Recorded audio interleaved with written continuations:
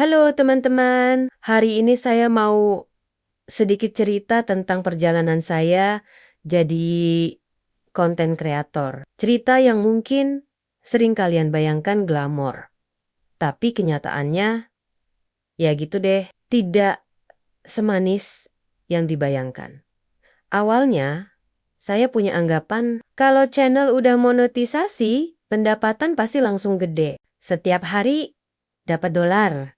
Bisa buat beli ini itu, bisa upgrade alat, pokoknya hidup jadi terang benderang. Tapi setelah saya sendiri ngerasain, pikiran itu langsung jungkel. Tanggal 5 November, channel saya resmi aktif monetisasi. Waktu itu saya semangat luar biasa. Rasanya seperti akhirnya usaha saya terbalas, lalu saya buka YouTube Studio.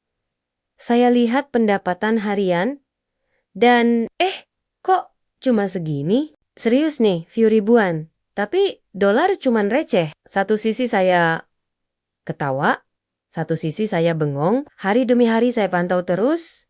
Ada hari view naik, tapi penghasilan tetap tipis. Ada hari view turun, penghasilan malah ikut nguap.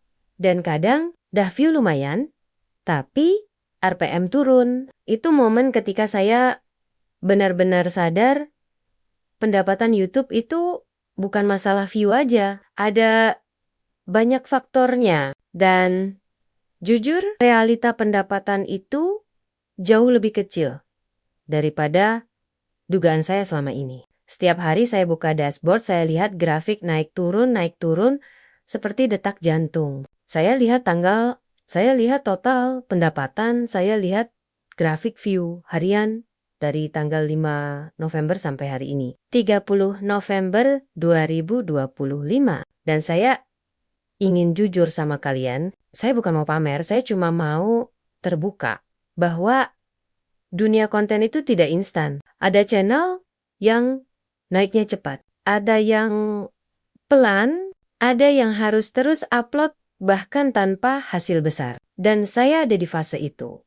Fase tetap jalan meski penghasilan kecil. Tanggal 23 November, saya dapat email dari Google AdSense. PIN pembayaran telah dikirim. Saya langsung senyum akhirnya menuju langkah berikutnya. Tapi sampai hari ini, 30 November, PIN itu belum datang juga. Saya cek kotak pos, cek kurir, cek rumah, masih nihil. Bahkan rasanya saya seperti sedang menunggu surat cinta yang gak kunjung tiba. Tapi ya begitulah proses, masih harus sabar. Dan saya akan terus update ke kalian sampai PIN itu benar-benar sampai lewat cerita ini.